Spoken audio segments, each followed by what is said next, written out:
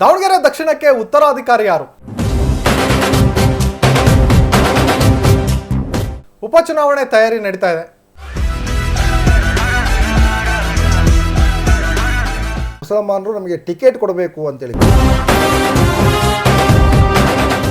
ದಾವಣಗೆರೆ ದಕ್ಷಿಣಕ್ಕೆ ಉತ್ತರಾಧಿಕಾರಿ ಯಾರು? ಒಂದು ಕನ್ನಡ ನ್ಯೂಸ್ ವಿಶೇಷ ಕಾರ್ಯಕ್ರಮಕ್ಕೆ ಸ್ವಾಗತ. ನಾನು ಪ್ರವೀಣ್ ಬಾಡ. ಶಾಮನೂರು ಶಿವಶಂಕರಪ್ಪನವರು ನಿಧನರಾದ ಬಳಿಕ ಇದೀಗ ದಾವಣಗೆರೆ ದಕ್ಷಿಣಕ್ಕೆ ಉಪಚುನಾವಣೆ ತಯಾರಿ ನಡೀತಾ ಇದೆ. ಈಗಾಗಲೇ ಕಾಂಗ್ರೆಸ್ ಮತ್ತು ಬಿಜೆಪಿ ನಡುವೆ ಟಿಕೆಟ್ ಫೈಟ್ ಕೂಡ ಆರಂಭವಾಗಿರುವಂಥದ್ದು.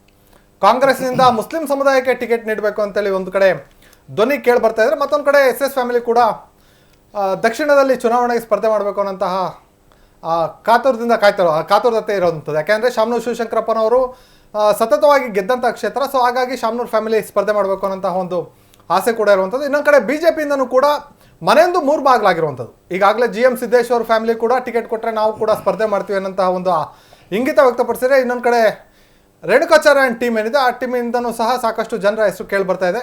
ಸೊ ಇನ್ನೊಂದು ಕಡೆ ತಟಸ್ಥ ಬಣ ಇದೆ, ಆ ತಟಸ್ಥ ಬಣದಲ್ಲೂ ಸಹ ಟಿಕೆಟಿಗೆ ಆಕಾಂಕ್ಷಿಗಳು ಕೂಡ ಇರುವಂಥದ್ದು. ಸೊ ಇದೆಲ್ಲದ್ರ ಬಗ್ಗೆ ಚರ್ಚೆ ಮಾಡ್ತಾ ಹೋಗೋಣ. ನನ್ನ ಜೊತೆ ಒಂದು ಕನ್ನಡ ನ್ಯೂಸ್ನ ಸಂಪಾದಕರಾದಂತಹ ಯಶವಂತ್ ಅವರಿದ್ದಾರೆ. ಯಶವಂತ್, ಕಾರ್ಯಕ್ರಮಕ್ಕೆ ಸ್ವಾಗತ. Thank you Praveen.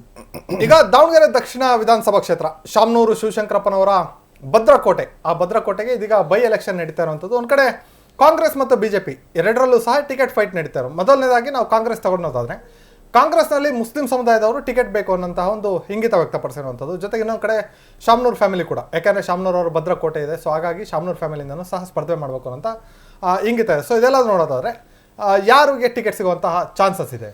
S Praveen, ಇದು ಏನು ದಕ್ಷಿಣ ಕ್ಷೇತ್ರದಲ್ಲಿ ಅಲ್ಪಸಂಖ್ಯಾತರು, ಅದರಲ್ಲೂ ಕೂಡ ವಿಶೇಷವಾಗಿ ಮುಸ್ಲಿಂ ಸಮುದಾಯಕ್ಕೆ ಟಿಕೆಟ್ ಕೊಡಬೇಕು ಅಂತೇಳಿ ಅಥವಾ ಟಿಕೆಟ್ ಬೇಕು ಅಂತೇಳಿ ಬಹು ವರ್ಷಗಳ ಬೇಡಿಕೆ ಅವ್ರದ್ದು. ಕಳೆದ ಬಾರಿ ಕೂಡ ಟಿಕೆಟ್ಗೆ ಬೇಡಿಕೆಯನ್ನು ಇಟ್ಟಿದ್ದು. ಕಳೆದ 2008ರಲ್ಲೂ ಕೂಡ ಮುಸ್ಲಿಂ ಸಮುದಾಯಕ್ಕೆ ಟಿಕೆಟ್ ಕೊಡಬೇಕು ಅಂತೇಳಿ ಬೇಡಿಕೆಯನ್ನು ಅಲ್ಲಿ ಅಲ್ಪಸಂಖ್ಯಾತರು ಇಟ್ಟಿದ್ದರು. ಆಗ 2008ರಲ್ಲಿ ಸೈಯದ್ ಸೈಫುಲ್ ಅವ್ರಿಗೆ ಒಂದು ಟಿಕೆಟ್ ಕೊಡಬೇಕು ಅಂತೇಳಿ B.Pharm ಕೊಟ್ಟಿರ್ತಾರೆ. ಆ ಸಂದರ್ಭದಲ್ಲಿ ಒಂದಷ್ಟು ಪೊಲಿಟಿಕಲ್ ಹೈ ಡ್ರಾಮಾ ಆಗಿರುತ್ತೆ. SS ಮಲ್ಲಿಕಾರ್ಜುನ್ ಅವರು B.Pharm ತಗೊಂಡು ಅವರ ಹೆಸರನ್ನು ಬರ್ಕೊಳ್ತಾರೆ. ಕೊನೆ ಕ್ಷಣದಲ್ಲಿ ಕಾಂಗ್ರೆಸ್ ಕಣದಲ್ಲೇ ಇರೋದಿಲ್ಲ, S ರವೀಂದ್ರನಾಥ್ ಗೆಲ್ತಾರೆ. ಅಂದರೆ ಸುಮಾರು 2-3 ದಶಕಗಳಿಂದ ಕೂಡ ಅಲ್ಲಿ ಮುಸಲ್ಮಾನರು ನಮಗೆ ಟಿಕೆಟ್ ಕೊಡಬೇಕು ಅಂತೇಳಿ ಕಾಂಗ್ರೆಸ್ನ ವೋಟ್ ಬ್ಯಾಂಕ್, ನಾವು ಸುಮಾರು ವರ್ಷಗಳಿಂದ ದಶಕಗಳಿಂದ ನಾವು ಕಾಂಗ್ರೆಸ್ಗೆ ಓಟನ್ನು ಹಾಕೊಂಬರ್ತಿದ್ವಿ. ಹಾಗಾಗಿ ನಮಗೆ ಕ್ಷೇತ್ರದಲ್ಲಿ ಒಂದು ಬಾರಿ ಟಿಕೆಟ್ ಕೊಡಿ ಅಂತೇಳಿ ಬಹು ವರ್ಷಗಳಿಂದ ಅವ್ರ ಧ್ವನಿ ಇದೆ ಅಲ್ಲಿ. ಹಾಗಾಗಿ ಈ ಬಾರಿ ಕೂಡ ಏನು ಶಾಮನೂರು ಶಿವಶಂಕರಪ್ಪನ ನಿಧನ ಆದ ನಂತರ ಒಂದು ವಾರ 15 ದಿನದ ನಂತರ ಒಂದು ಮೀಟಿಂಗ್ಗಳಾಗ್ತಾ ಇದ್ದಾವೆ ದಕ್ಷಿಣ ಕ್ಷೇತ್ರದಲ್ಲಿ. ಅಲ್ಪಸಂಖ್ಯಾತರು, ಮುಸಲ್ಮಾನರು ಒಂದೊಂದು ಅಲ್ಲಲ್ಲಿ ಟೀಮ್ಗಳನ್ನು ಮಾಡ್ಕೊಂಡು ಮೀಟಿಂಗನ್ನು ಮಾಡ್ತಿದ್ದಾರೆ. ಅಲ್ಪಸಂಖ್ಯಾತರಲ್ಲಿ ಯಾರ್ಯಾರು ಒಬ್ಬರು ಟಿಕೆಟನ್ನು ಕೊಡಿ, ನಾವು ಟಿಕೆಟನ್ನು ಕೊಟ್ಟರೆ ಗೆಲ್ತೀವಿ, ಕ್ಷೇತ್ರದಲ್ಲಿ ನಮ್ಮ ಮೆಜಾರಿಟಿ ಜಾಸ್ತಿ ಇದೆ ಕ್ಷೇತ್ರದಲ್ಲಿ, ಸೊ ನಾವು ನಿರ್ಣಾಯಕರಾಗ್ತೀವಿ, ಇಲ್ಲಿ ನಮಗೆ ಟಿಕೆಟ್ ಕೊಡಿ ಅಂತೇಳಿ ಕೇಳ್ತಾ ಇದ್ದಾರೆ. ಜೊತೆಗೆ SS ಫ್ಯಾಮಿಲಿ ಕೂಡ ಅವರ ಪುತ್ರನ SS ಮಲ್ಲಿಕಾರ್ಜುನ್ ಏನಿದ್ದಾರೆ ಅವರ ಪುತ್ರ ಸಮರ್ಥನನ್ನು ಕಣಕ್ಕಿಳಿಸಬೇಕು ಅಂತ, ಅಂದರೆ ರಾಜಕೀಯವಾಗಿ ಅವ್ರನ್ನ ಗುರುತಿಸಬೇಕು, ಪರಿಚಯ ಮಾಡಿಕೊಡ್ಬೇಕು, ಎಂಟ್ರಿ ಮಾಡಬೇಕು ಅಂತ MLA ಚುನಾವಣೆ ಮೂಲಕ. ಏನು ತಾತನ ಕ್ಷೇತ್ರ ಇತ್ತು, ತಾತನ ಕ್ಷೇತ್ರಕ್ಕೆ ಮೊಮ್ಮಗನನ್ನು ಅಲ್ಲಿ ಇಂಟ್ರಡ್ಯೂಸ್ ಮಾಡಬೇಕು ಅಂತೇಳಿ ಅವರು ಕೂಡ ಒಂದಷ್ಟು ಪ್ಲ್ಯಾನ್ ನಡೀತಾ ಇದೆ ಅಂತೇಳಿ ಒಂದಷ್ಟು ವಿಶ್ಲೇಷಣೆ ನಡೀತಾ ಇದೆ. ಹಾಗಾಗಿ ಇಲ್ಲಿ SS ಫ್ಯಾಮಿಲಿ ಕೊಡ್ತಾರೋ ಅಥವಾ ಮುಸಲ್ಮಾನರು ಕೊಡ್ತಾರೋ ಅಂತೇಳಿ ಸಾಕಷ್ಟು ಚರ್ಚೆ ನಡೀತಾ ಇದೆ. ಈ ಬಾರಿ ಮಾತ್ರ ಮುಸಲ್ಮಾನರು ಒಗ್ಗಟ್ಟಾಗಿ ಅಲ್ಪಸಂಖ್ಯಾತರು ಕೊಡಲೇಬೇಕು, ನಮಗೆ ಕೊಟ್ಟರೆ ಮಾತ್ರ ನಾವು ಚುನಾವಣೆ ಮಾಡ್ತೀವಿ, ಕಾಂಗ್ರೆಸ್ನ ಬಹು ವರ್ಷಗಳ ವೋಟ್ ಬ್ಯಾಂಕ್ ನಾವು, ಹಾಗೆ ನಮಗೆ ಕೊಡಿ ಅಂತ ಕೇಳ್ತಿದ್ದಾರೆ. ಹಾಗೆ ಹೈಕಮಾಂಡ್ ಯಾವ ರೀತಿ ನಿರ್ಧಾರ ತೆಗೆದುಕೊಳ್ಳುತ್ತೆ ಅಂತೇಳಿ ಇಬ್ಬರು ಕೂಡ SS ಫ್ಯಾಮಿಲಿ ಆಗಿರ್ಬೋದು ಅಥವಾ ಮುಸಲ್ಮಾನರಾಗಿರ್ಬೋದು ಇಬ್ಬರು ಕೂಡ ಕಾಯ್ತಿದ್ದಾರೆ ಪ್ರವೀಣ್ ಆ ವಿಚಾರದಲ್ಲಿ. ಈಗ ಮೊನ್ನೆ ಜಮೀರ್ ಅಹಮದ್ ಅವರು ಹರಪನಹಳ್ಳಿ ಒಂದು ಹೇಳಿಕೆ, ಜಗಳೂರಲ್ಲಿ ಒಂದು ಹೇಳಿಕೆ ಕೊಡ್ತಾರೆ, ಅಂದರೆ ಈ ಬಾರಿ ದಕ್ಷಿಣದಿಂದ ಮುಸ್ಲಿಮರಿಗೆ ಟಿಕೆಟ್ ಕೊಡ್ತೀವಿ ಅಂತ. ಸೊ ಅದ್ರ ಜೊತೆಗೆ ಈಗಾಗಲೇ ಸಾಕಷ್ಟು ಪತ್ರಿಕಾಗೋಷ್ಠಿಗಳು ಕೂಡ ನಡೆದಿರುವಂಥದ್ದು. ಅಂದರೆ ಜಾಮಿಯಾ ಮಸೀದಿಗಳ ಅಧ್ಯಕ್ಷರುಗಳಿಂದ ಅವರು ಕೂಡ ಅಲ್ಪಸಂಖ್ಯಾತರೇನಿದ್ದೀವಿ, ನಮಗೆ ಟಿಕೆಟ್ ಕೊಟ್ಟರೆ ನಾವು ದಕ್ಷಿಣದಿಂದ ವಿಧಾನಸೌಧಕ್ಕೆ ಹೋಗ್ತೀವಿ ಅನ್ನೋಂಥ ಮಾತುಗಳು ಕೇಳ್ಬರ್ತಾರೆ. ಒಂದು ಕಡೆ ದಕ್ಷಿಣದಿಂದ ಟಿಕೆಟ್ ಕೊಡೋದಾರೆ, ಅಂದರೆ ಮುಸ್ಲಿಂ ಸಮುದಾಯಕ್ಕೆ ಟಿಕೆಟ್ ಕೊಡೋದಾರೆ ಆಸ್ಪರೆಂಟ್ಸ್ ಯಾರ್ಯಾರು ಇರ್ಬೋದು? ಅಲ್ಲ ಆಸ್ಪರೆಂಟ್ಸ್ ತುಂಬ ಜನ ಇದ್ದಾರೆ ಪ್ರವೀಣ್. ಯಾಕಂದರೆ ನಾನು ಹೇಳಿದೆ, ಸೈಯದ್ ಸೈಫುಲ್ಲಾ ಕಳೆದ 2008ರಲ್ಲೇ ಟಿಕೆಟನ್ನು ತೆಗೆದುಕೊಂಡು ಬಂದಂಥವ್ರು. ಆ ಸಂದರ್ಭದಲ್ಲಿ ಏನೋ ಒಂದಷ್ಟು ಪೊಲಿಟಿಕಲ್ ಹೈಡ್ರಾಮಾ ಆಗಿ ಅವರು ಹೊರಗಡೆ ಬಂದರು. ಸೊ ಅಲ್ಲಿ ಜಬ್ಬರ್ ಇದ್ದಾರೆ, ಸಾದಿಕ್ ಪೈಲ್ವಾನ್ ಇದ್ದಾರೆ, ಸೈಯದ್ ಖಾಲಿದ್, ಸುಮಾರು ಜನ, ದಾದು ಸೇಠ್, ಅಯೂಬ್ ಪೈಲ್ವಾನ್, ಈಗ ಒಂದಷ್ಟು ಜನ, ಒಂದು 7-8 ಜನ ಪ್ರಬಲವಾಗಿ ಆಕಾಂಕ್ಷಿಗಳಿದ್ದಾರೆ. ಅವರೆಲ್ಲ ಒಂದು ಟೀಮನ್ನು ಮಾಡಿಕೊಂಡು ನಮಗೆ ಟಿಕೆಟ್ ಕೊಡಬೇಕು ಅಂದರೆ ಆ ಟಿಕೆಟ್ ಲಾಬಿಯನ್ನು ಈಗಾಗಲೇ ಆರಂಭ ಮಾಡಿದ್ದಾರೆ. ಆದರೆ ದಕ್ಷಿಣ ಕ್ಷೇತ್ರದಲ್ಲಿ ಈಗೇನು ಮುಸಲ್ಮಾನರು ಟಿಕೆಟನ್ನು ಕೇಳ್ತಾರೆ, ಅವರು ಕೇಳ್ತಿರೋದು ತಪ್ಪಲ್ಲ ಅವರು. ಯಾಕಂದರೆ ಕಳೆದ 4 ಚುನಾವಣೆಗಳಿದೆ, 2008ರಿಂದ 2023ರ ಚುನಾವಣೆವರೆಗೂ ಕೂಡ ಕಾಂಗ್ರೆಸ್ಗೆ ಹೆಚ್ಚಿನ ಓಟನ್ನು ಕೊಟ್ಟು ಕಾಂಗ್ರೆಸ್ ಶಾಸಕರನ್ನು ಗೆಲ್ಲಿಸಿದಂಥ ಜನ ಮುಸ್ಲಿಂ ಸಮುದಾಯದವರು. ಯಾಕಂದರೆ ಇಲ್ಲಿ ಮುಸ್ಲಿಮ್ಸ್ ವೋಟ್ ಬ್ಯಾಂಕು ಜಾಸ್ತಿ ಇರುವಂಥದ್ದು ಮತ್ತು ನಿರ್ಣಾಯಕ ಕೂಡ ಅವರು, ಮುಸ್ಲಿಂ ಸಮುದಾಯದ ಏನು ಮತಗಳಿದೆ ಅವು ನಿರ್ಣಾಯಕ. ಹಾಗಾಗಿ ಅವರು ಕೇಳುವಂಥದ್ರಲ್ಲಿ ಯಾವುದೇ ರೀತಿಯಾದ ತಪ್ಪಿಲ್ಲ ಅನಿಸುತ್ತೆ. ಯಾಕಂದರೆ ಚುನಾವಣೆ ಮೇಲೆ ಎಲ್ಲರೂ ಹಕ್ಕಿರುತ್ತೆ, ಆ ಹಕ್ಕಲ್ಲಿ ಕೇಳ್ತಾ ಇದ್ದಾರೆ. ಆದರೆ ಈ ಬಾರಿ ಕೇವಲ 2 ವರ್ಷಗಳ ಕಾಲ ಅವಧಿಗೆ ಚುನಾವಣೆ ಆಗೋದು. ಅಂದರೆ ಇನ್ನು ಮಾರ್ಚ್ ಅಥವಾ ಏಪ್ರಿಲ್ ಮೇ ಒಳಗಡೆ ಚುನಾವಣೆ ಆಗುತ್ತೆ ಅಂತ ಒಂದು ನಿರೀಕ್ಷೆ ಇದೆ. ಆ ಚುನಾವಣೆ ಆಯಿತು ಅಂದರೆ ಅತ್ಲಾಗ ಮೇ ಅಂದರೆ ಇನ್ನು ಅತ್ಲಾಗ 2 ವರ್ಷ ಮಾತ್ರ ಅವಧಿ ಇರುತ್ತೆ. ಹಾಗಾಗಿ ಆ 2 ವರ್ಷದ ಅವಧಿಗಳ ಕಾಲಕ್ಕೆ ಯಾರೆಲ್ಲ ಪೈಪೋಟಿ ಮಾಡಬೇಕು, ಹಣ ಖರ್ಚು ಮಾಡಲಿಕ್ಕೆ ಆಗ್ತದಾ, ಎಲ್ಲವನ್ನೂ ಕೂಡ ಲೆಕ್ಕಾಚಾರವನ್ನು ಮಾಡಿಕೊಂಡು ಸ್ಟ್ರಾಂಗ್ ಕಂಟೆಸ್ಟೆಂಟ್ ಯಾರು ಅಂತೇಳಿ ಅವರಲ್ಲೇ ಒಂದು ಡಿಸ್ಕಷನ್ ಆಗ್ತಾಯಿದೆ. ಆ ಡಿಸ್ಕಷನ್ ಮೇಲೆ ಹೈಕಮಾಂಡ್ ಏನೇನು ನಿರ್ಧಾರ ತೆಗೆದುಕೊಳ್ತೋ ಆ ನಿರ್ಧಾರದ ಮೇಲೆ ಇದು ಒಂದು ಚುನಾವಣೆ ನಡೀತೆ ಬಿಟ್ಟರೆ ಇಲ್ಲಿ ಈ ಮತ್ತೆ 5 ವರ್ಷಕ್ಕೆ ಒಂದು ವೇಳೆ 5 ವರ್ಷ ಚುನಾವಣೆ ಆಗಿದೆ, ತುಂಬ ಪೈಪೋಟಿ ಜಾಸ್ತಿ ಇರ್ತಾ ಇತ್ತು. ಕೇವಲ 2 ವರ್ಷಗಳ ಕಾಲ ಶಾಸಕರಾಗ್ತಾರಲ್ಲ, ಯಾರೇ ಗೆದ್ದು BJP ಗೆದ್ದರೂ ಅಷ್ಟೇ, ಕಾಂಗ್ರೆಸ್ ಗೆದ್ದರೂ ಅಷ್ಟೇ, ಕೇವಲ 2 ವರ್ಷಗಳ ಕಾಲ ಶಾಸಕರಾಗ್ತಾರೆ. ಆದರೆ ಮುಂದಿನ ಚುನಾವಣೆಗೆ ಒಂದು ಬುನಾದಿಯನ್ನು ಹಾಕ್ಕೊಳ್ಬೇಕಾಗತ್ತೆ. ಹಾಗಾಗಿ ಒಂದಷ್ಟು ಪೈಪೋಟಿ ನಡೀತಾ ಇದ್ದಾವೆ. ಈಗ SS ಫ್ಯಾಮಿಲಿ ನಡುವೆ ಮತ್ತು ಮುಸ್ಲಿಂ ಸಮುದಾಯದ ನಡುವೆ ಒಂದಷ್ಟು ಒಳಗೆ ಪೈಪೋಟಿ ಇದೆ. ಅದು ಕೂಡ ಬಹಿರಂಗವಾಗಿ ಪೈಪೋಟಿ ಆಗ್ತಿಲ್ಲ. ಮುಸ್ಲಿಂ ಸಮುದಾಯದವರು ಮಾತ್ರ ಇಲ್ಲವರು ಕೂಡ ಎಲ್ಲ ಕಡೆ ಸಭೆಯನ್ನು ಮಾಡ್ತಿದ್ದಾರೆ. ಸಭೆಯನ್ನು ಮಾಡಿ ಎಲ್ಲ ಕಡೆ ನಮಗೆ ಟಿಕೆಟ್ ಕೊಡಿ ಅಂತೇಳಿ ಹೈಕಮಾಂಡ್ ಮಟ್ಟಕ್ಕೆ ಒತ್ತಡವನ್ನು ಹಾಕ್ತಾ ಇದ್ದಾರೆ. ಸೊ ನೋಡಬೇಕಿದು ಯಾವ ರೀತಿಯಾಗಿ ಡೆವಲಪ್ಮೆಂಟ್ ಆಗ್ತಾ ಹೋಗುತ್ತೆ, ಪೊಲಿಟಿಕಲ್ ಡೆವಲಪ್ಮೆಂಟ್ ಯಾವ ರೀತಿ ಆಗ್ತಾ ಹೋಗುತ್ತೆ ನೋಡಬೇಕಾಗುತ್ತೆ ಪ್ರವೀಣ್. ಇದು ಈಗ ಇನ್ನೊಂದು ಕಡೆ SS ಗಣೇಶ್ ಅವರು ಕೂಡ ನನಗೆ ದಕ್ಷಿಣದಿಂದ ನಿಲ್ಲಬೇಕು ಅನ್ನೋಂಥ ಒಂದು ಇಂಗಿತ ವ್ಯಕ್ತಪಡಿಸಿರುವಂಥದ್ದು. ಅವರಿಗೆ ಒಂದು ಕಡೆ ಕಾಂಗ್ರೆಸ್ಸಿಂದ ಸ್ಪರ್ಧೆ ಮಾಡ್ತಾರೋ ಅಥವಾ BJPಯಿಂದ ಸ್ಪರ್ಧೆ ಮಾಡ್ತಾರೋ ಅನ್ನೋದು ಈಗಲೂ ಕೂಡ ಪ್ರಶ್ನೆ ಆಗಿರುವಂಥದ್ದು. ಈಗ ಕಾಂಗ್ರೆಸ್ಸಿಂದ ಟಿಕೆಟ್ ಸಿಕ್ಕರೆ ಏನು ಪ್ಲಸ್ ಆಗ್ಬೋದು, ಇಲ್ಲ BJPಯಿಂದ ಟಿಕೆಟ್ ತೊಗೊಂಡು ಸ್ಪರ್ಧೆ ಮಾಡಿದ್ರೆ ಏನು ಅವರಿಗೆ ಯಾವ ರೀತಿ ಇದುವರೆಗೂ ಕೂಡ SS ಗಣೇಶ್ ಅವರು ಎಲ್ಲೂ ಕೂಡ ನೇರವಾಗಿ ನಾನು ಚುನಾವಣೆ ಸ್ಪರ್ಧಿಸ್ತೀನಿ ಅಥವಾ ನಾನು ಚುನಾವಣೆ ಆಕಾಂಕ್ಷೆ ಅಂತ ಎಲ್ಲೂ ಕೂಡ ಹೇಳ್ಕೊಂಡಿಲ್ಲ. ಆದರೆ ಈ ಪೊಲಿಟಿಕಲ್ ಏನು ಪಾರ್ಟೀಸ್ ಇದೆ, ಪೊಲಿಟಿಕಲ್ ಪಾರ್ಟೀಸ್ ಒಳಗಡೆ ಒಂದು ಚರ್ಚೆ ನಡೀತಾ ಇದೆ. SS ಗಣೇಶ್ ಬಹುಶಃ ಈ ಬಾರಿ ಚುನಾವಣೆ ಬರ್ಬೋದು ಅಂತೇಳಿ. ಕಳೆದ ಚುನಾವಣೆಯಲ್ಲೂ 2023 ಚುನಾವಣೆಯಲ್ಲೂ ಕೂಡ SS ಗಣೇಶ್ ಟಿಕೆಟನ್ನು ಕೇಳಿದ್ದಾರೆ. ತಂದೆ ಸ್ಥಾನ ಏನಿತ್ತು ಆ ಕ್ಷೇತ್ರದಲ್ಲಿ ಟಿಕೆಟನ್ನು ಕೇಳಿದ್ದಾರೆ. ಈ ರೀತಿಯಾದ ಒಂದಷ್ಟು ಗಾಸಿಪ್ಗಳು ಹರಿದಾಡ್ತಾ ಇದ್ದು ಅದು ಸಹಜ. ಅದು ಚುನಾವಣೆ ಹತ್ರ ಬಂದಾಗ ಆ ರೀತಿ ಗಾಸಿಪ್ಗಳಾಗುವಂಥದ್ದು ಸರ್ವೇ ಸಾಮಾನ್ಯ. ಅಂಥ ಗಾಸಿಪ್ ಮಾಡಿ ಈ ಬಾರಿ ಕೂಡ SS ಗಣೇಶ್ ಅವರ ಹೆಸರು ಮುನ್ನೆಲೆಗೆ ಬಂದಿದೆ. ಮೊನ್ನೆ ಕೂಡ ರವೀಂದ್ರನಾಥ್ ಹೇಳ್ತಾ ಇದ್ರು, SS ಗಣೇಶ್ BJP ಬಂದರೆ ನಮ್ಮದೇನು ಅಭ್ಯಂತರ ಇಲ್ಲ ಅನ್ನೋ ಅರ್ಥದಲ್ಲಿ ಹೇಳ್ತಾ ಇದ್ರು. ಸೊ SN ರವೀಂದ್ರನಾಥ್ ಕೂಡ ಒಬ್ಬ ಹಿರಿಯ ರಾಜಕೀಯ ಮುತ್ಸದ್ದಿ ದಾವಣಗೆರೆಯವರು. ಅವರು ಸುಮ್ಮನೆ ಎಲ್ಲೋ ಕೂತು ವೇದಿಕೆಯಲ್ಲಿ ಸಣ್ಣ ಮಕ್ಕಳು ಮಾತಾಡೋದಿಲ್ಲ. ಬಹುಶಃ ಅವರು ಆ ರೀತಿಯಾದ ಒಂದಷ್ಟು ಡೆವಲಪ್ಮೆಂಟ್ ಆಗ್ತಾ ಇರಬೇಕು ಅನ್ಸುತ್ತೆ. SS ಗಣೇಶ್ನವರನ್ನು BJPಗೆ ಕರೆತರುವಂಥ ಒಂದಷ್ಟು ಡೆವಲಪ್ಮೆಂಟ್ ಆಗ್ತಾ ಇರ್ಬೋದು ಅನ್ಸುತ್ತೆ. ಹಾಗಾಗಿ ರವೀಂದ್ರನಾಥ್ ಅವರು ಆ ರೀತಿಯಾದ ಒಂದು ಹೇಳಿಕೆಯನ್ನು ಕೊಟ್ಟಿರ್ಬೋದು ಅಂತ ನಾನು ಅನ್ಕೊತೀನಿ. ಜೊತೆಗೆ SS ಗಣೇಶ್ ಒಂದು ವೇಳೆ BJPಗೆ ಬಂದಿದ್ದೆ ಆದರೆ ಸುಲಭವಾಗಿ ಕಾಂಗ್ರೆಸ್ನ ಟಿಕೆಟ್ ಅಲ್ಪಸಂಖ್ಯಾತರಿಗೆ ಹೋಗುತ್ತೆ. ಯಾಕಂದರೆ ಇಲ್ಲಿ ತಂದೆ ಮಗನ ಮಧ್ಯೆ ಫೈಟ್ ಮಾಡಲಿಕ್ಕೆ ಅವ್ರು ಯಾರು ಕೂಡ ಇಷ್ಟಪಡೋದಿಲ್ಲ. ಯಾಕಂದರೆ ದೊಡ್ಡ ಫ್ಯಾಮಿಲಿ. ಈ ಕಡೆ ಒಂದು ಕಡೆ SS ಗಣೇಶ್, ಇನ್ನೊಂದು ಕಡೆ ಸಮರ್ಥ ನಿಂತರೆ ತಂದೆ ಮಕ್ಕಳ ನಡುವಿನ ಫೈಟ್ ಆಗುತ್ತೆ. ಹಾಗಾಗಿ ಬಹುತೇಕವಾಗಿ ಒಂದು ವೇಳೆ ಗಣೇಶ್ ಏನಾದರೂ BJP ಬಂದಿದ್ದೆ ಆದರೆ ಇಲ್ಲಿ ಸಮರ್ಥ ಅವರ ಸ್ಪರ್ಧೆ ಬಹುತೇಕ ಝೀರೋ ಆಗುತ್ತೆ. ಯಾಕಂದರೆ ಒಂದು ಒಳ್ಳೆ ದೊಡ್ಡ ಫ್ಯಾಮಿಲಿಗೆ ಅಲ್ಲಿ ಹೇಳ್ತಿದ್ದ ದೊಡ್ಡ ಫ್ಯಾಮಿಲಿ ಆಗಿದೆ. ಆ ಫ್ಯಾಮಿಲಿಯಲ್ಲಿ ತಂದೆ ಮಕ್ಕಳ ಮಧ್ಯೆ ಸಂಘರ್ಷ ಬೇಡ ಅನ್ನೋ ಕಾರಣಕ್ಕೋಸ್ಕರ ಹೌದು SS ಗಣೇಶ್ ಅವ್ರನ್ನ BJPಗೆ ನಿಲ್ಲಿಸುವಂಥ ಸಾಧ್ಯತೆ ಕೂಡ ಇದೆ. ಸೊ ಆ ಡೆವಲಪ್ಮೆಂಟ್ ಫ್ಯಾಮಿಲಿ ಒಳಗಡೆ ಯಾವ ರೀತಿಯಾಗಿ ಡೆವಲಪ್ಮೆಂಟ್ ಆಗ್ತಾ ಇದೆಯೋ ಅಥವಾ ಶಾಮನೂರು ಶಿವಶಂಕರಪ್ಪನವರು ನಿಧನದ ಹಿಂದೆ ಏನೆಲ್ಲ ಅವರಿಗೆ ಮಾತುಗಳನ್ನ ಕೊಟ್ಟೋಗಿದ್ದಾರೋ ಎಲ್ಲದ್ರ ಮೇಲೆ ಒಂದು ಪೊಲಿಟಿಕಲ್ ಸಿನೋರಿಯ ನಡೀತಾ ಇರುತ್ತೆ ಪ್ರವೀಣಲ್ಲಿ. ಸೊ ಇನ್ನು BJP ನೋಡೋದಾರೆ, BJPಲಿ ಈಗಾಗಲೇ ಮನೆಯೊಂದು 3 ಭಾಗಲಾಗಿದೆ. ಒಂದು ಕಡೆ GM ಸಿದ್ದೇಶ್ವರ್ ಬಣ, ರೇಣುಕಾಚಾರ್ಯ ಆ್ಯಂಡ್ ಟೀಮ್, ಇನ್ನೊಂದು ಕಡೆ ತಟಸ್ಥರ ಬಣ. ಇನ್ನು GM ಸಿದ್ದೇಶ್ವರ್ ಟೀಮಲ್ಲಿ ನೋಡೋದಾದ್ರೆ ಒಂದು ಕಡೆ GM ಸಿದ್ದೇಶ್ವರ್ ಫ್ಯಾಮಿಲಿನೂ ಕೂಡ ನಮಗೆ ದಕ್ಷಿಣಕ್ಕೆ ಟಿಕೆಟ್ ಕೊಟ್ರಿ ಅಂತ ಕೇಳ್ತಾ ಇರೋದು. ಇನ್ನೊಂದು ಕಡೆ ಆ ಕ್ಷೇತ್ರದಲ್ಲಿ ಸತತವಾಗಿ ಸ್ಪರ್ಧೆ ಮಾಡ್ಕೊಂಡು ಬಂದಿರುವಂತಹ ಯಶವಂತರಾವ್ ಜಾಧವ್, ರಾಜನಹಳ್ಳಿ ಶಿವಕುಮಾರ್, ಅದರ ಜೊತೆ ಶ್ರೀನಿವಾಸ್ ದಾಸ್ಕರೇಪ್ಪ, ಇವರೆಲ್ಲರ ಹೆಸರು ಕೇಳಿ ಬರ್ತಾ ಇದೆ. ಈಗ ಅವರೆಲ್ಲ GM ಸಿದ್ದೇಶ್ವರ್ ಟೀಮಲ್ಲಿ ಕಾಣಿಸ್ಕೊಂಡಿರೋರು. ಸೊ ಇದರಲ್ಲಿ ಒಂದು ಕಡೆ GM ಸಿದ್ದೇಶ್ವರ್ ಫ್ಯಾಮಿಲಿಗೆ ಟಿಕೆಟ್ ಕೊಟ್ಟರೆ ಅನುಕೂಲ ಆಗುತ್ತೆ ಅಥವಾ ಈ 3-4 ಜನ ಏನಿದ್ದಾರೆ ಅವ್ರಿಗೆ ಯಾರಿಗಾರು ಟಿಕೆಟ್ ಕೊಟ್ಟರೆ ಅನುಕೂಲ ಆಗುತ್ತೆ? ಪ್ರವೀಣ್, ಈ ಬಾರಿ BJPನ ಯಾರಿಗೆ ಟಿಕೆಟ್ ಕೊಡ್ತೀವಿ ಅನ್ನೋದಕ್ಕಿಂತ ಕಾಂಗ್ರೆಸ್ನಿಂದ ಯಾರು ಸ್ಪರ್ಧೆ ಮಾಡ್ತಾರೆ ಅನ್ನೋದು ಇಂಪಾರ್ಟೆಂಟ್ ಆಗುತ್ತೆ. ಕಾಂಗ್ರೆಸ್ನಿಂದ ಒಂದು ವೇಳೆ SS ಗಣೇಶ್ ಆಗಿರ್ಬೋದು ಅಥವಾ ಶಾಮನೂರು ಸಮರ್ಥ ಆಗಿರ್ಬೋದು, ಅವರಿಬ್ಬರು ಕಂಟೆಸ್ಟೆಂಟ್ ಮಾಡಿ ಇಲ್ಲಿ ಯಾರಿಗೆ ಟಿಕೆಟ್ ಕೊಡ್ತಾರೆ ಅನ್ನೋದು ಮೇನ್ ಅಜೆಂಡಾ ಆಗುತ್ತೆ. ಒಂದು ವೇಳೆ ಅಲ್ಲಿ ಅಲ್ಪಸಂಖ್ಯಾತರಿಗೆ ಟಿಕೆಟ್ಗಳನ್ನ ಕೊಟ್ಟರೆ ಇಲ್ಲಿ ಯಾರಿಗೆ ಕೊಟ್ಟರೆ ಮತಗಳನ್ನು ತೆಗೆದುಕೊಳ್ತಾರೆ ಅನ್ನೋದು ಕೂಡ ಅಲ್ಲಿ ಮೇನ್ ಪಾಯಿಂಟ್ ಆಗುತ್ತೆ. ಹಾಗಾಗಿ BJPಯಲ್ಲಿ ಯಾರಿಗೆ ಟಿಕೆಟ್ ಕೊಟ್ಟ ತಕ್ಷಣ ಗೆಲ್ತಾರೆ ಅಂತಲ್ಲ. ಅಫ್ಕೋರ್ಸ್ ಯಶವಂತರಾವ್ ಜಾಧವ್ ಕಳೆದ 2-3 ಚುನಾವಣೆಯಲ್ಲಿ ಸೋತಿದ್ದಾರೆ. ಅಜಯ್ ಕಳೆದ ಬಾರಿ ಕೇವಲ 27,800 ಸಮಥಿಂಗ್ ಓಟ್ಗಳಲ್ಲಿ ಅಜಯ್ ಸೋತಿದ್ದಾರೆ. ಸೊ ಅಲ್ಲಿ ಇದುವರೆಗೂ ಕೂಡ 4 ಚುನಾವಣೆಯಲ್ಲಿ ಕೂಡ BJP ತನ್ನ ಖಾತೆಯನ್ನು ತೆರಲಿಕ್ಕಾಗಿಲ್ಲ. ಇದು ಒಂದು ಸುಸಂದರ್ಭ BJPಗೆ. ಆದರೆ ಯಾವಾಗ ಸುಸಂದರ್ಭ ಅಂದರೆ ಕಾಂಗ್ರೆಸ್ನಿಂದ ಯಾರು ಸ್ಪರ್ಧೆ ಮಾಡ್ತಾರೆ ಅಂತೇಳಿ. ಒಂದು ವೇಳೆ ಕಾಂಗ್ರೆಸ್ಸಿಂದ ಶಾಮನೂರು ಮಲ್ಲಿಕಾರ್ಜುನ ಅವರ ಪುತ್ರ ಶಾಮನೂರು ಸಮರ್ಥ ಏನಾದರೂ ಸ್ಪರ್ಧೆ ಮಾಡಿದ್ದೆ ಆದರೆ ಟಫ್ ಫೈಟ್ ಆಗೇ ಆಗುತ್ತೆ. ಯಾಕಂದರೆ ಎಷ್ಟೇ ಆದರೂ ಕೂಡ ಅಲ್ಲಿ ಅಲ್ಪಸಂಖ್ಯಾತರು ಕಾಂಗ್ರೆಸ್ನ ವೋಟ್ ಬ್ಯಾಂಕ್ ಅವರು ಎಲ್ಲ ಒಂದು 1-2% ಚೇಂಜ್ ಆಗ್ಬೋದು ಬಿಟ್ಟರೆ ಆ ರಾಜಕೀಯ ಅನ್ನುವಂಥದ್ದು ಕೊನೆ ಪಕ್ಷದಲ್ಲಿ ಆ ವೋಟ್ ಬ್ಯಾಂಕ್ ಹಂಗೆ ಹಿಡಿದಿಟ್ಕೊಳ್ತಾರೆ. ಅದೇ ಕಾರಣದಿಂದ ಶಾಮನೂರು ಶಿವಶಂಕರಪ್ಪನವರಲ್ಲಿ ಕಳೆದ 4 ಚುನಾವಣೆಗಳಲ್ಲಿ ಗೆದ್ದಿರುವಂಥದ್ದು.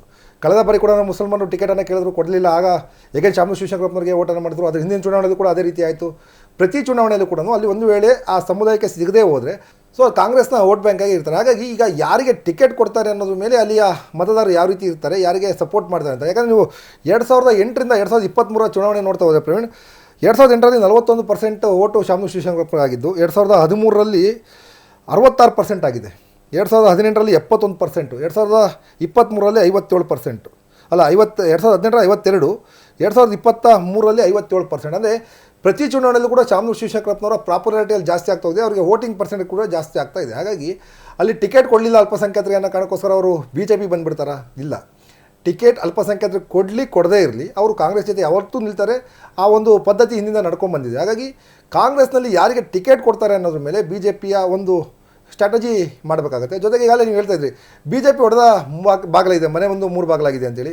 ಅಫ್ಕೋರ್ಸ್ ಈಗಾಗಲೇ BJPಲಿ ಸಾಕಷ್ಟು ಜನ ಆಕಾಂಕ್ಷಿಗಳಿದ್ದಾರೆ. ಯಶವಂತರಾವ್ ಜಾಧವ್ ಕೇಳ್ತಿದ್ದಾರೆ, ರಾಜನಹಳ್ಳಿ ಶಿವಕುಮಾರ್ ಕೇಳ್ತಿದ್ದಾರೆ, ಶ್ರೀನಿವಾಸ್ ದಾಸ್ಕರಪ್ಪ ಕೇಳ್ತಿದ್ದಾರೆ.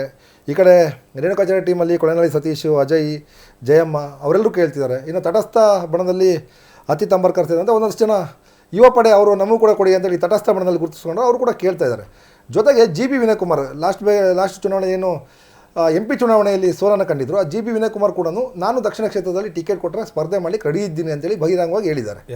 ಎರಡು ಪಕ್ಷದಿಂದ ಐದರ್ ಕಾಂಗ್ರೆಸ್ ಆರ್ BJP ಯಾರೇ ಕೊಟ್ಟರು ಕೂಡ ನಾನು ಸ್ಪರ್ಧೆಯನ್ನು ಮಾಡ್ತೀನಿ. ಒಂದು ವೇಳೆ ಶಾಮನೂರು ಫ್ಯಾಮಿಲಿಯಿಂದ ಏನಾದರೂ ಕುಟುಂಬ ರಾಜಕಾರಣ ಮುಂದುವರೆದ್ರೆ ನಾನು ಅವರ ಅಪೋಸಿಟ್ ಇದ್ದವ್ರಿಗೆ ಒಂದು ಸಪೋರ್ಟನ್ನು ಕೊಡ್ತೀನಿ ಅನ್ನೋ ಅರ್ಥದಲ್ಲಿ, ಅಥವಾ ಅವರದೇ ಪಕ್ಷದಿಂದ ಏನು GB ವಿನಯ್ ಕುಮಾರ್ ಸ್ವಾಭಿಮಾನಿ ಬಳಗ ಏನಿದೆ, ಆ ಸ್ವಾಭಿಮಾನಿ ಬಳಗದಿಂದ ಒಬ್ಬರನ್ನ ಅಖಾಡಕ್ಕೆ ಇಳಿಸ್ತೀನಿ ಅನ್ನೋ ಒಂದು ಅರ್ಥದಲ್ಲಿ ಒಂದು ಹೇಳಿಕೆಯನ್ನು ಕೂಡ ಕೊಟ್ಟಿದ್ದಾರೆ GB ವಿನಯ್ ಕುಮಾರ್. ಹಾಗಾಗಿ ಇದೊಂಥರ ಟ್ರಯಾಂಗಲ್ ಫೈಟ್ ಇದೆ ಇಲ್ಲಿ. ಒಂದು GB ವಿನಯ್ ಕುಮಾರ್ ಕೂಡ ಏನು ಸಾಮಾನ್ಯಕ್ಕೇನಿಲ್ಲ, ಆ ಭಾಗದಲ್ಲಿ ಒಂದಷ್ಟು ಜನಕ್ಕೆ ಚಿರಪರಿಚಿತರು MP ಎಲೆಕ್ಷನಲ್ಲಿ ಸಾಕಷ್ಟು ಓಡಾಟ ಮಾಡಿದ್ದಾರೆ ದಕ್ಷಿಣ ಕ್ಷೇತ್ರದಲ್ಲಿ. ಹಾಗಾಗಿ ಇಲ್ಲಿ ಯಾರು ಟಿಕೆಟ್ ಕೊಡ್ತಾರೆ ಅನ್ನೋದಕ್ಕಿಂತ ಯಾರಿಗೆ ಕೊಟ್ಟರೆ ಯಾರಿಗೆ ಪ್ಲಸ್ ಪಾಯಿಂಟ್ ಆಗುತ್ತೆ, ಯಾರಿಗೆ ಮೈನಸ್ ಪಾಯಿಂಟ್ ಆಗುತ್ತೆ ಅನ್ನೋ ಲೆಕ್ಕಾಚಾರ ಈಗ ನಡೀತಾ ಇರುವಂಥದ್ದು. ಪ್ರವೀಣ್, ಈಗ ಚುನಾವಣೆಗಿಂತ ಪೂರ್ವದಲ್ಲೇ ಇದೀಗ ಟಿಕೆಟ್ ಫೈಟ್ ಆರಂಭವಾಗಿದೆ. ಒಂದು ಕಡೆ ಇದೀಗ BJPಯಲ್ಲಿ ಬಣಗಳಾಗಿರುವಂಥದ್ದು, ಈಗ GM Siddesh and team, Renuswamy and team. So ಇವೆಲ್ಲದೂ ನೋಡ್ತಾ ಇದ್ರೆ ಇವ್ರ ಕಚ್ಚಾಟ ಏನಾದ್ರು ಕಾಂಗ್ರೆಸ್ಸಿಗೆ ಪ್ಲಸ್ ಆಗ್ಬೋದು. ಇನ್ ಕೇಸ್ ಸ್ವಲ್ಪ ಸಂಖ್ಯಾತರಿಗೆ ಟಿಕೆಟ್ ಕೊಡಲಿಲ್ಲ. ಖಂಡಿತವಾಗಿಯೂ ಒಂದು ವೇಳೆ ಏನಾದ್ರೂ ಅಲ್ಲಿ ಶಾಮನೂರು ಸಮರ್ಥಿಗೆ ಟಿಕೆಟ್ ಸಿಕ್ಕಿದ್ದಾಗಲಿ ಅಥವಾ ಅಲ್ಪಸಂಖ್ಯಾತರಿಗೆ ಟಿಕೆಟನ್ನು ಸಿಗಲಿ, ಇವರ BJPಯ ಒಳ ಕಿತ್ತಾಟ ಏನಿದೆ ಅಥವಾ ಬಣ ಕಿತ್ತಾಟ ಏನಿದೆ ಅದು ಕಾಂಗ್ರೆಸ್ಗೆ ಪ್ಲಸ್ ಪಾಯಿಂಟ್ ಆಗ್ತಾ ಹೋಗುತ್ತೆ. ಯಾಕಂದರೆ MP ಚುನಾವಣೆಯಲ್ಲಿ ಶಾಮನೂರು ಫ್ಯಾಮಿಲಿಯ ಪರವಾಗಿ ಸುಮಾರು ಜನ ಕೆಲಸ ಮಾಡಿದ್ರು ಅಂತೇಳಿ ಒಂದು ಆರೋಪ ಇದೆ.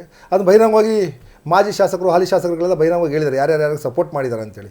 ಹಾಗಾಗಿ GM ಸಿದ್ದೇಶ್ವರ ಫ್ಯಾಮಿಲಿ ಆಟೋಮೆಟಿಕಲಿ ಏನು ಸೋತಿತ್ತು MP ಚುನಾವಣೆಯಲ್ಲಿ, ಈಗ ಆ ಒಂದು ಪ್ರತೀಕಾರವನ್ನು ತೀರಿಸ್ಕೊಳ್ಳಲಿಕ್ಕೆ MLA ಚುನಾವಣೆಯಲ್ಲಿ ಈಗ ಬೈ ಎಲೆಕ್ಷನಲ್ಲಿ ಕೂಡ ಅವರು ಪ್ಲ್ಯಾನ್ ಮಾಡೋದು ಸಾಧ್ಯತೆ ಇದೆ. ಹಾಗಾಗಿ ಇವರೆಲ್ಲರೂ ಒಂದಾದರೆ ಏನು 2 ಬಣಗಳಿದ್ದಾವೆ, ರೇಣುಕಾಚಾರ್ಯ ಆ್ಯಂಡ್ ಟೀಮ್ ಒಂದು GM ಸಿದ್ದೇಶ್ವರ ಟೀಮ್, ಎರಡೂ ಕೂಡ ಒಂದಾಗಿ ಯಾವುದಾದ್ರೂ ಒಬ್ಬ ಅಭ್ಯರ್ಥಿನ ಕಣಕ್ಕಿಳಿಸಿದ್ರೆ ಮಾತ್ರ BJPಗೆ ಪ್ಲಸ್ ಪಾಯಿಂಟ್ ಆಗುತ್ತೆ ಹೊರತು ಇವರ ಕಿತ್ತಾಟ ಮುಂದುವರಿತಾ ಹೋದರೆ ಕಾಂಗ್ರೆಸ್ಗೆ ಇದು ಮತ್ತೆ ಪ್ಲಸ್ ಪಾಯಿಂಟ್ ಆಗ್ತಾ ಹೋಗುತ್ತೆ. ಅಲ್ಲಿ ಅಲ್ಪಸಂಖ್ಯಾತರು ನಿಂತರು, ಶಾಮನೂರು ಸಮರ್ಥ ನಿಂತರು ಅಥವಾ ಇನ್ನೊಬ್ಬರೇ ನಿಂತರು ಕೂಡ ಅದು ಕಾಂಗ್ರೆಸ್ಗೆ ಪ್ಲಸ್ ಆಗ್ತಾ ಹೋಗುತ್ತೆ. ಒಂದು ವೇಳೆ BJPಯವರು ಎಲ್ಲರೂ ಕೂಡ ಒಂದಾಗಿ ಈ ಬಾರಿಯ ಚುನಾವಣೆಯನ್ನು ಮಾಡಿದ್ರೆ, ಏನು ಕಳೆದ 4 ಚುನಾವಣೆಯಲ್ಲಿ ಆ ಕ್ಷೇತ್ರವನ್ನು ಪಡೆದುಕೊಳ್ಳಿಕ್ಕೆ ಆಗಿಲ್ಲ, ಈ ಬಾರಿ ಪಡೆದುಕೊಳ್ಳುವ ಸನಿಹಕಾರ ಹೋಗ್ಬೋದು ಅಥವಾ ಪಡೆದುಕೊಳ್ಳುವಂಥ ಸಾಧ್ಯತೆ ಇರುತ್ತೆ. ಅದರ್ವೈಸ್ ಈ ಬಾರಿ ಕೂಡ ಉಪಚುನಾವಣೆಯಲ್ಲಿ ಕಾಂಗ್ರೆಸ್ಗೆ ಅದು ಪ್ಲಸ್ ಪಾಯಿಂಟ್ ಆಗುತ್ತೆ. ಪ್ರವೀಣ್, ಅದು ಈಗ ನಾವು ದಕ್ಷಿಣ ಕ್ಷೇತ್ರ ನೋಡ್ತಾ ಹೋದ್ರೆ ದಕ್ಷಿಣದಲ್ಲಿ ಮುಸ್ಲಿಂ ಸಮುದಾಯ ಏನಾದ್ರು ಅಲ್ಪಸಂಖ್ಯಾತರ ಸಮುದಾಯ ಇದೆ, ಅದು ಡಿಸಿಷನ್ ಮೇಕರ್ಸ್ ಅಂದರೆ ಅವ್ರದ್ದು ಓಟುಗಳು ಫೈನಲ್. ಇನ್ನು ಅದು ಬಿಟ್ಟರೆ SC ST ಸಮುದಾಯದವರು ಸಾಕಷ್ಟು ಆ ಓಟುಗಳನ್ನು ಹೊರತುಪಡಿಸಿದ್ರೆ ಯಾರು ಮುಸ್ಲಿಂ ಸಮುದಾಯದವರು ಓಟ್ ಹಾಕ್ತಾರೆ ಅವರು ಪ್ರಾಬಲ್ಯ ಸಾಧಿಸ್ಕೊಂಡು ಬಂದಿರೋದು. ಸೊ ಈಗ ಅಲ್ಪಸಂಖ್ಯಾತರಿಗೆ ಈಗ ಮುಸ್ಲಿಂ ಸಮುದಾಯಕ್ಕೆ ಟಿಕೆಟ್ ಕೊಟ್ಟರೆ ಇನ್ ಕೇಸ್ ಕೊಟ್ಟರೆ, ಈಗ ಶಾಮನೂರು ಫ್ಯಾಮಿಲಿ ಈಗ ಆಯಿತು ಬಿಡಪ್ಪ ಬಿಟ್ಕೊಡೋಣ, ಇದು 2 ವರ್ಷ ಇದೆ. ಸೊ ಆ ರೀತಿ ಏನಾದರೂ ಸ್ಟ್ರಾಟಜಿ ಮಾಡ್ಬೋದಾ? ಅಲ್ಲ ಪ್ರವೀಣ್, ಈಗ ರಾಜಕೀಯದ ಅದಕ್ಕೂ ಚರ್ಚೆ ನಡೀತಾ ಇದೆ. ಈಗ ನಮಗೆ ಬಂದಿರೋ ಮಾಹಿತಿ ಪ್ರಕಾರ ಒಂದಷ್ಟು ಚರ್ಚೆಗಳು ನಡೀತಾ ಇರ್ತದೆ. ಹಳ್ಳಿ ಕಟ್ಟೆ ಮೇಲೆ ಕಾಫಿ ಶಾಪ್ಗಳಲ್ಲಿ ಅಥವಾ ಬೇರೆ ಬೇರೆ ಮಾರ್ಕೆಟ್ಗಳಲ್ಲಿ ಏನು ಚರ್ಚೆ ನಡೀತಾ ಇರುತ್ತೆ. ಈಗ ನಡೆಯುವಂಥ ಚುನಾವಣೆ ಕೇವಲ 2 ವರ್ಷದ ಅವಧಿಗೆ ಮಾತ್ರ. ಈಗ ಗೆದ್ದಂಥವ್ರು 5 ವರ್ಷಗಳ ಕಾಲ MLA ಆಗಿರೋದಿಲ್ಲ, ಕೇವಲ 2 ವರ್ಷಕ್ಕೆ ಮಾತ್ರ MLA ಆಗಿರ್ತಾರೆ. ಹಾಗಾಗಿ ಈ ಬಾರಿ ಅಲ್ಪಸಂಖ್ಯಾತರಿಗೆ ಬಿಟ್ಕೊಟ್ಟು ಅವರೇನಾದರೂ ಸೋತಿದ್ದೇ ಆದರೆ ನೆಕ್ಸ್ಟು ಶಾಮನೂರು ಫ್ಯಾಮಿಲಿಯಲ್ಲಿ ಇಲ್ಲ ನಿಮಗೆ ಅಲ್ಲಿ ಗೆಲ್ಲಲಿಕ್ಕೆ ಆಗೋದಿಲ್ಲ, ಹಾಗಾಗಿ ನಾವು ಬರ್ತೀವಿ ಅಂತ ಬರಲಿಕ್ಕೆ ಅವಕಾಶ ಕೂಡ ಇದೆ. ಒಂದು ವೇಳೆ ಏನಾದರೂ ಅಲ್ಪಸಂಖ್ಯಾತರಿಗೆ ಗೆದ್ದರೆ ಮುಂದಿನ ಚುನಾವಣೆಯಲ್ಲಿ ನಾವು ಗೆದ್ದಿದ್ವಿ, ಸೊ ನಾವು ಗೆಲ್ತೀವಿ ಅಂತ ಅವ್ರು ಕಂಟಿನ್ಯೂ ಮಾಡೋ ಚಾನ್ಸಸ್ ಕೂಡ ಇದೆ. ಹಾಗಾಗಿ ಇದು ತುಂಬ ಕಾಂಗ್ರೆಸ್ ಯಾವ ಮಟ್ಟಕ್ಕೆ ಅಂದರೆ ತುಂಬ ಸೂಕ್ಷ್ಮವಾಗಿ ತೆಗೆದುಕೊಂಡು ಹೋಗ್ತಾ ಇದೆ. ಅದರಲ್ಲೂ ಕೂಡ ವಿಶೇಷವಾಗಿ ಶಾಮನೂರು ಮಲ್ಲಿಕಾರ್ಜುನ ಏನು SS ಮಲ್ಲಿಕಾರ್ಜುನ ಫ್ಯಾಮಿಲಿ ತುಂಬ ಸೂಕ್ಷ್ಮವಾಗಿ ಈ ಕ್ಷೇತ್ರವನ್ನು ಗಮನಿಸ್ತಾ ಇದೆ. ಒಂದು ವೇಳೆ ಈ ಬಾರಿ ಏನಾದರೂ ಅಲ್ಪಸಂಖ್ಯಾತರಿಗೆ ಟಿಕೆಟನ್ನು ಕೊಟ್ಟಿದ್ದೇ ಆದರೆ, ಒಂದು ವೇಳೆ ಅವ್ರು ಗೆದ್ದರೆ ಮುಂದೆ ನಮಗೆ ಆ ಕ್ಷೇತ್ರ ವಾಪಸ್ ತೆಗೆದುಕೊಳ್ಳೋಕೆ ಆಗೋದಿಲ್ಲ. ಅಥವಾ ಅಲ್ಪಸಂಖ್ಯಾತರಿಗೆ ಟಿಕೆಟನ್ನು ಕೊಟ್ಟು ಇಂಡೈರೆಕ್ಟ್ಲಿ BJPಗೆ ಸಪೋರ್ಟ್ ಮಾಡಿ ಗೆಲ್ಲಿಸಿದ್ರೆ ನೆಕ್ಸ್ಟ್ ನಮಗೆ ಆ ಕ್ಷೇತ್ರ ವಾಪಸ್ ತೆಗೆದುಕೊಳ್ಬೋದು ಅನ್ನೋ ಒಂದು ಲೆಕ್ಕಾಚಾರ ಕೂಡ ನಡೀತಿದೆ. ಯಾಕಂದರೆ ರಾಜಕೀಯದಲ್ಲಿ ಯಾವುದು ಕೂಡ ಅಲ್ಲೆಗೆಳೆಯುವಂತಿಲ್ಲ, ಎಲ್ಲ ಲೆಕ್ಕಾಚಾರಗಳು ಕೂಡ ಸಾಧ್ಯ ಆಗುವಂಥದ್ದು. ಎಷ್ಟೋ ಕಡೆ ಕಾಂಗ್ರೆಸ್ BJP ಹೊಡೆದಾಡ್ತಿರ್ತಾರೆ, ಕೊನೆಗೊಂದು ಕಡೆ ಎಲ್ಲೊಂದು ಕಡೆ ಒಪ್ಪಂದವನ್ನು ಮಾಡ್ಕೊತಾರೆ, ಜೊತೆ ಆಗ್ತಾರೆ. ಹಾಗಾಗಿ ಇಲ್ಲಿ ಕೂಡ ಒಂದು ಸ್ಟ್ರಾಟಜಿ ನಡೀತಾ ಇದೆ.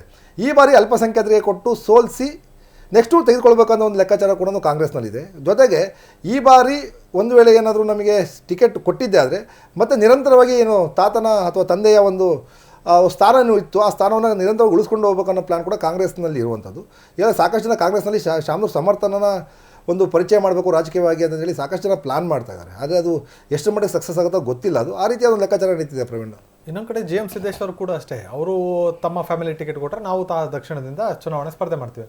ಈಗ ಜಿ ಎಂ ಸಿದ್ದೇಶ್ವರ್ ಫ್ಯಾಮಿಲಿಯಿಂದ ಇನ್ ಕೇಸ್ ಯಾರಿಗಾರು ದಕ್ಷಿಣ ಟಿಕೆಟ್ ಕೊಟ್ಟರೆ ಯಾರನ್ನ ಎಸ್ಟಾಬ್ಲಿಷ್ ಮಾಡ್ಬೋದು ಮಾಡಿದ್ರು? ಇಲ್ಲ, ಜಿ ಎಂ ಸಿದ್ದೇಶ್ವರ ಫ್ಯಾಮಿಲಿಯಿಂದ 2 ಹೆಸರು ಕೇಳ್ಬರ್ತಾಯಿದೆ. ಈಗ ರೈಟ್ನ ಕೇಳ್ಬರ್ತಾ ಒಂದು ಮೊದಲನೇ ಕೇಳ್ಬರ್ತದ್ದು ಜಿ ಎಮ್ ಲಿಂಗರಾಜ್ ಅವ್ರ ಹೆಸರು ಕೇಳ್ಬರ್ತಾ ಇದೆ. ಬಹುಶಃ ಲಿಂಗರಾಜ್ ಅವರು ಚುನಾವಣೆ ನಿಲ್ತಾರೆಲ್ಲೋ ಗೊತ್ತಿಲ್ಲ. ಅವ್ರ ಹೆಸರನ್ನು ಕೇಳ್ಬರ್ತಾ ಇದೆ. ಈಗೇನು ರಾಜಕೀಯ ಚರ್ಚೆ ಏನಾಗ್ತಿರುತ್ತೆ ಅಥವಾ ಪಡಸಾಲೆಯಲ್ಲಿ ಚರ್ಚೆಯಲ್ಲಿ ಲಿಂಗರಾಜ್ ಅವ್ರ ಹೆಸರು ಕೇಳ್ತಾ ಇದೆ, ಮತ್ತೊಂದು ಹೆಸರು ಅನಿತ್ ಹೆಸರು ಕೇಳ್ತಾ ಇದೆ. ಸೊ ಯಾರು ನಿಲ್ಲಿಸಾರೋ ಗೊತ್ತಿಲ್ಲ. ಅಥವಾ ಈಗ ಏನು MPR ಟೀಮ್ ಏನಿದೆ, ದೆಹಲಿ ಬಾಯ್ಸ್ ಟೀಮ್ ಏನಿದೆ, ಆ ಟೀಮ್ಗೆ ವಿರುದ್ಧ ಮಾಡಬೇಕು ಅಥವಾ ಟೀಮ್ನ ಒಂದಷ್ಟು ಎದುರಿಸಬೇಕು ಬೆದರಿಸಬೇಕು ಅಂತ ಟಿಕೆಟ್ ಕೇಳ್ತಿದ್ದಾರೆ. ಗೊತ್ತಿಲ್ಲ ಅದು ಯಾವ ರೀತಿಯ ಸ್ಟ್ರಾಟಜಿ ಮಾಡ್ತಾರೆ ಅಂತೇಳಿ. ಯಾಕಂದರೆ ರಾಜಕೀಯ ಅನ್ನುವಂಥದ್ದು ಒಂದು ರೀತಿಯ ಸ್ಟ್ರಾಟಜಿ. ಅದು ಯಾವ ರೀತಿಯ ಸ್ಟ್ರಾಟಜಿ ಮಾಡ್ತಾರೆ ಅಂತ ಅವ್ರಿಗೆ ಮಾತ್ರ ಗೊತ್ತಿರುತ್ತೆ ಬಿಟ್ಟರೆ ಯಾರು ಗೊತ್ತಾಗೋದಿಲ್ಲ ಅದು ಯಾವ ರೀತಿಯ ಸ್ಟ್ರಾಟಜಿ ಮಾಡ್ತಾರೆ ಅಂತೇಳಿ. ಅಫ್ಕೋರ್ಸ್ ಜಿ ಎಂ ಫ್ಯಾಮಿಲಿ ಕೇಳಿರುವಂಥದ್ದು ಕೂಡ ಏನು ತಪ್ಪೇನಿಲ್ಲ. ಅವರು ಕಳೆದ ಬಾರಿ ಇಬ್ಬರು ಕೂಡ ಸೋತಿದ್ದಾರೆ. ಅಜಯ್ ಸೋತಿದ್ದಾನೆ ಮತ್ತು ಯಶವಂತರಾವ್ ಜಾಧವ್ ಇಬ್ಬರು ಕೂಡ ಸೋತಿದ್ದಾರೆ. ಸೊ ಈ ಥರ ನಮಗೆ ಕೊಡಿ ನೋಡೋಣ, ನಾವು ಟ್ರೈ ಮಾಡ್ತೀವಿ ಅಂತ ಹೇಳಿ ಕೇಳಿರ್ಬೋದು. ಆದರೆ BJPಯಲ್ಲಿ ಒಂದಾದರೆ ಮಾತ್ರ ಇವರಿಗೆ ಚುನಾವಣೆಯಲ್ಲಿ ಎದುರಿಸಲಿಕ್ಕೆ ಸಾಧ್ಯ ಆಗುತ್ತೆ. ಅದರ್ವೈಸ್ ಯಾವುದೇ ರೀತಿಯಾಗಿ ಅವರು ತಿಪ್ಪರ್ದಾಗ ಹಾಕೋದು BJPಯಲ್ಲಿ ಕಷ್ಟ ಆಗುತ್ತೆ ಈ ಬಾರಿ. ಮೊನ್ನೆ ಪ್ರೆಸ್ ಮೀಟಲ್ಲಿ ರೇಣುಸ್ವಾಮಿ ಅವರು ಹೇಳಿದ್ದು, ಅಂದರೆ ದಕ್ಷಿಣಕ್ಕೆ ಅಜಯ್ಗೆ ಟಿಕೆಟ್ ಕೊಡಬೇಕು ಅಂತ. ಈಗ ಕಳೆದ ಬಾರಿ ಅಜಯ್ ಕುಮಾರ್ ಅವರು 28,000 ಸಮಥಿಂಗ್ ಓಟಲ್ಲಿ ಸೋತಿರುವಂಥ. ಸೊ ಸೋತ ಮೇಲೆ ಅಜಯ್ ಕುಮಾರ್ ಅವರು ಕ್ಷೇತ್ರ ಅಡ್ಡಾಡಿದಾರ, ಸೊ ಅವ್ರ ಕ್ಷೇತ್ರಕ್ಕೆ ಬಂದಿದಾರ ಅನ್ನೋದು ಎಲ್ಲರಿಗೂ ಪ್ರಶ್ನೆ ಕಾಡ್ತಾ ಇದೆ. ಇನ್ ಕೇಸ್ ಅಜಯ್ ಕುಮಾರ್ ಅವ್ರಿಗೆ ಏನಾದ್ರು ಟಿಕೆಟ್ ಕೊಡ್ಸೋಕ್ಕೆ ರೇಣುಸ್ವಾಮಿನವರು ಮುಂದಾಗಿದ್ದಾರಾ ಹೇಗೆ? ಅಲ್ಲ, ಸಹಜವಾಗಿ ಅವ್ರು ಟೀಮಲ್ಲಿ ಇರೋ ಕಾರಣದಿಂದ ಅವ್ರಿಗೆ ಟಿಕೆಟ್ ಕೊಡಿಸೋಕೆ ಮುಂದಾಗಿರ್ತಾರೆ. ಮತ್ತು ಯಾರು ಡಿಫಿಟೆಡ್ ಕ್ಯಾಂಡಿಡೇಟ್ ಇರ್ತಾರೆ ಆ ಡಿಫಿಟೆಡ್ ಕ್ಯಾಂಡಿಡೇಟ್ ಕೊಡಬೇಕು ಅಂತಂದೇಳಿ ಒಂದಷ್ಟು ಲೆಕ್ಕಾಚಾರ ನಡೀತಾ ಇರುತ್ತೆ. ಅಜಯ್ ಕೂಡ ಒಂದು 27,000 ಓಟ್ಗಳಲ್ಲಿ ಸೋತಿದ್ದಾರೆ. ಅದು ಡಿಫಿಟೆಡ್ ಕ್ಯಾಂಡಿಡೇಟ್ ಇದ್ದಾರೆ. ಅವ್ರಿಗೆ ಕೊಟ್ಟರೆ ಮುಂದುವರಿಸ್ಬೋದು ಅಥವಾ ಜನ ಓಟ್ ಹಾಕ್ಬೋದು ಅಂತ ಒಂದಷ್ಟು ಲೆಕ್ಕಾಚಾರ ನಡೀತಾ ಇರುತ್ತೆ. ಆದರೆ ಕಳೆದ ಬಾರಿ ಡಿಫಿಟೆಡ್ ಕ್ಯಾಂಡಿಡೇಟ್ 29,000, ಕೆಲ 2,000 3,000 ಆಗಿದ್ದರೆ ಸ್ಟ್ರಾಂಗ್ ಕಂಟೆಸ್ಟೆಂಟ್ ಅಂತ ಅಜಯ್ ಕುಮಾರ್ಗೆ ಹೇಳ್ಬೋದಿತ್ತು. 27,000 ಓಟು ಏನು ಅಂತ ಸ್ಟ್ರಾಂಗ್ ಕಂಟೆಸ್ಟೆಂಟ್ ಅಂದಲ್ಲ. ಓಕೆ, ಆ ಪಕ್ಷದಿಂದ ನಿಂತಿರೋ ಕಾರಣದಿಂದ ಯಾರಾದರೂ ಇಂಡಿಪೆಂಡೆಂಟ್ ಆಗಿ ವಿನಯ್ ಕುಮಾರ್ ಅಂತವರು ಅಥವಾ ಬೇರೆ ಯಾರೋ ಇಂಡಿಪೆಂಡೆಂಟ್ ಆಗಿ ನಿಂತು ಅಷ್ಟು ಓಟ್ಗಳಿಂದ ಸೋತಿದ್ರೆ ಅದು ಸ್ಟ್ರಾಂಗ್ ಕಂಟೆಸ್ಟೆಂಟ್ ಅಂತ ಕರಿಬೋದು. ಪಕ್ಷದ ಓಟ್ಗಳಿರುತ್ತೆ, ಒಂದಷ್ಟು ವೈಯಕ್ತಿಕ ವರ್ಚಸ್ಸಿನ ಓಟ್ಗಳಿರುತ್ತೆ. ಅದ್ರ ಮೇಲೆ ಒಂದು 27,000 ಓಟ್ನಲ್ಲಿ ಸೋಲುವಂಥದ್ದು ತುಂಬ ದೊಡ್ಡ ಸಾಧನೆ ಏನಲ್ಲ ಅದು, ಅಥವಾ ಏನೋ ಹತ್ರ ಹೋಗ್ಬಿಟ್ಟಿದ್ದೀನಿ ಅಂತಂದೇನಲ್ಲ ಅದು. ಸೊ ಅಜಯ್ ಕುಮಾರ್ ಕೊಟ್ಟರೆ ಗೆಲ್ತಾರಾ ಗೊತ್ತಿಲ್ಲ. ಯಾಕಂದರೆ ಸೋತ ಮೇಲೆ ಕ್ಷೇತ್ರ ಕಡೆ ಹೋಗಿಲ್ಲ ಅನ್ನೋ ಒಂದು ಅಪವಾದ ಕೂಡ ಇದೆ. ಎಷ್ಟೋ ಕಡೆ ಬಂದು ಯಾರೋ ಕರೆದಾಗ ಇನ್ವೈಟ್ ಮಾಡಿದಾಗ ಹೋಗಿಲ್ಲ, ಜನ ಓಟ್ ಹಾಕಿಲ್ಲ, ಬೇಜಾರಾಗಿದ್ದಾರೆ, ಎಲ್ಲ ಮಾತುಗಳು ಕೂಡ ಕ್ಷೇತ್ರದಲ್ಲಿ ಕೇಳಿಬರ್ತಾ ಇದ್ದಾವೆ. ಒಂದು ವೇಳೆ ಅಜಯ್ ಕುಮಾರ್ ಕೊಟ್ಟರೆ ಇಂದಿನ ಅನುಕಂಪದ ಮೇಲೆ ಓಟ್ ಹಾಕೋ ಸಾಧ್ಯತೆ ಕೂಡ ಇರುತ್ತೆ. ಯಾಕಂದರೆ ಜನರ ಮನಸ್ಥಿತಿ ಅವತ್ತಿನ ಚುನಾವಣೆಯ ಮೇಲೆ ಆಧಾರವಾಗಿರುತ್ತೆ. ಬಿಟ್ಟರೆ ಈಗ ನಾವು ಕೂತು ಏನೋ ಇಲ್ಲಿ ಅನಾಲಿಸಿಸ್ ಮಾಡಿಬಿಡ್ತೀವಿ, ನಾಳೆ ಯಾರೋ ಗೆದ್ದು ಬಿಡ್ತಾರೆ ಗೊತ್ತಿಲ್ಲ. ಯಾಕಂದರೆ ಯಾವ ಕ್ಷಣದಲ್ಲಿ ಸುಮಾರು ಪೋರ್ಟ್ಫೋಲಿಯೋಗಳು ಉಲ್ಟಾಗಿದ್ದಾವೆ. ಇಂಥವ್ರು ಗೆಲ್ತಾರೆ ಅಂದಾಗ ಅಂಥವ್ರು ಗೆದ್ದಿಲ್ಲ, ಸಾಕಷ್ಟು ಉಲ್ಟಾಗಿದ್ದಾವೆ. ಹಾಗಾಗಿ ಈಗ ಇಲ್ಲಿ ಯಾರು ಗೆಲ್ತಾರೆ ಗೆಲ್ಲೋದಿಲ್ಲ ಅನ್ನೋದಕ್ಕಿಂತ ಹೆಚ್ಚಿನಾಗಿ ಯಾರಿಗೆ ಪ್ಲಸ್ ಆಗುತ್ತೆ ಯಾರಿಗೆ ಮೈನಸ್ ಆಗುತ್ತೆ ಅನ್ನುವಂಥದ್ದು ಇಲ್ಲಿ ಪ್ಲಸ್ ಆಗುತ್ತೆ ಪ್ರವೀಣ್.